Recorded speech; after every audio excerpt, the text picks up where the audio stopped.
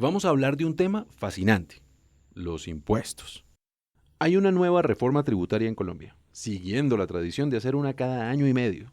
Y más allá de los detalles, a todos nos convendría entender un poco mejor el panorama general. ¿Cómo funcionan los impuestos? ¿Por qué es un tema tan polémico? Pues bien, comencemos desde el principio. Todo lo que hace el Estado cuesta dinero. No importa si estamos hablando de construir un parque u ofrecer educación pública, el hecho es que el Estado necesita recursos para funcionar. Nosotros, los ciudadanos, financiamos al Estado a través de impuestos y eso nos permite disfrutar los beneficios de iniciativas a gran escala. Algunos hacen aportes grandes y otros hacen aportes pequeños. ¿Se entiende? Bueno, porque la cosa se complica. En teoría, las acciones del Estado benefician directa o indirectamente a los ciudadanos. Y no debería molestarnos pagar impuestos, pero no nos digamos mentiras. Como su nombre lo indica, los impuestos son una imposición. Si nos gustara financiar al Estado, todo ese dinero se podría recoger a punta de donaciones.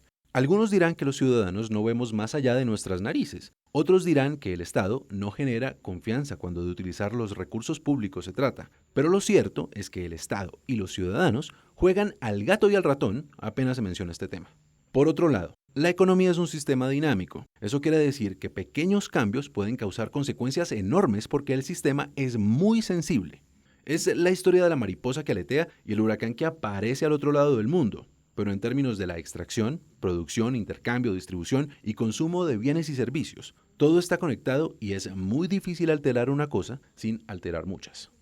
Cuando uno junta ambos factores, resulta que los impuestos tienen efectos secundarios. Pueden marchitar el desarrollo económico de un país porque le quitan capacidad de gasto a los ciudadanos y porque desincentivan las actividades que están sujetas a impuestos. Ahora bien, como el Estado invierte los recursos que recauda de muchas formas, es posible que el resultado final sea favorable.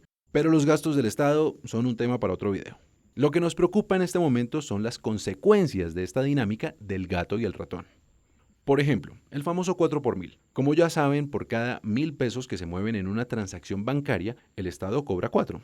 El problema con este impuesto, que supuestamente era transitorio, que no está relacionado con actividades económicas específicas y que básicamente se cobra porque es cómodo para el Estado recaudarlo, es que incentiva a las personas a no realizar transacciones bancarias. Las consecuencias de esto son bastante graves.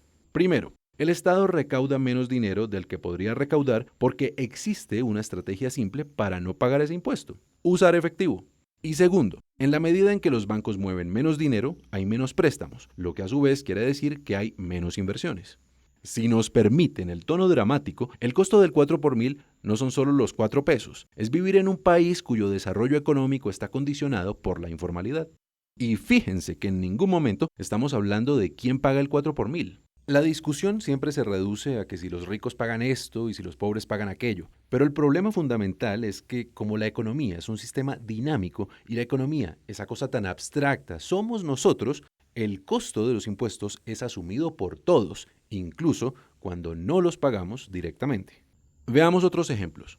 Cuando suben los cobros para fiscales a la nómina, las empresas contratan a menos personas, pagan menos o pagan de manera informal. Cuando sube el IVA, la gente consume menos, y eso afecta tanto a los que compran como a los que ya no pueden vender. El CREE, uno de los impuestos polémicos que se ha discutido recientemente, es un impuesto a las utilidades, y si se cobra en exceso, la consecuencia es que las empresas prefieren dejar de invertir o irse del país.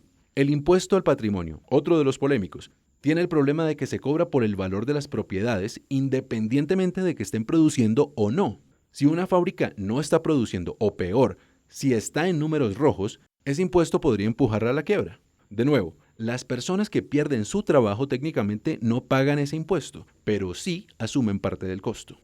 Por supuesto, nada de esto es tan simple como lo estamos diciendo, pero el hecho es que cuando el Estado recauda un impuesto, no solo recoge dinero, sino que también altera el comportamiento de las personas, ya sea porque les cuesta pagarlo, porque no lo pueden pagar o porque encuentran la forma de no pagarlo. Y que quede claro, ni siquiera estamos hablando de comportamientos ilegales. Es perfectamente legal irse del país, manejar efectivo o, en general, buscar la manera de pagar la menor cantidad de impuestos. La paradoja de todo esto se puede ver en una gráfica muy famosa entre los economistas, la curva de Laffer.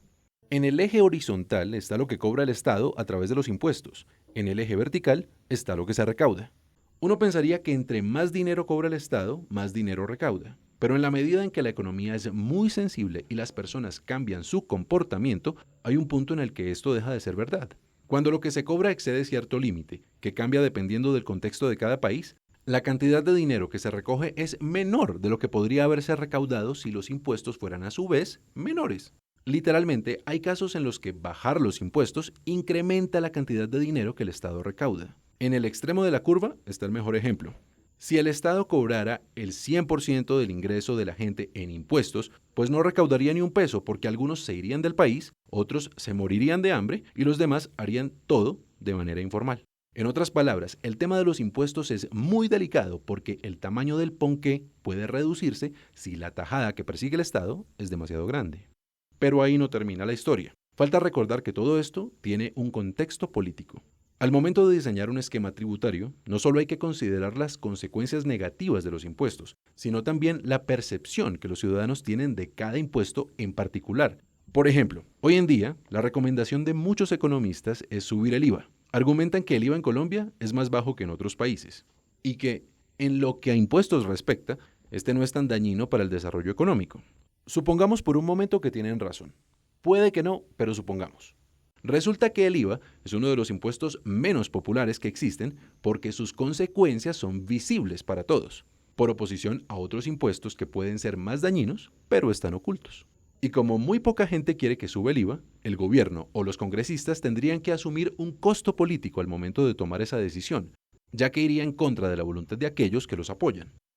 Dicho todo eso, es un enredo hacer una reforma tributaria, y ese es justamente el problema que Colombia tiene en sus manos, no solo ahora, sino otra vez en unos meses, si el precio del petróleo sigue cayendo y si hay que financiar el costo de un proceso de paz. La solución a este problema es tomarnos las cosas en serio.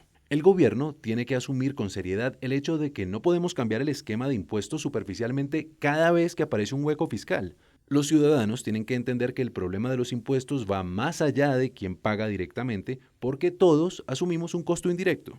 Los políticos tienen que preocuparse por las consecuencias reales de los impuestos y no por el modo en que son percibidos. Y el Estado tiene que generar confianza en la manera como gasta sus recursos para reducir la evasión. ¿Cómo se logran estas cosas? No tenemos ni idea, pero todo comienza por entender el problema.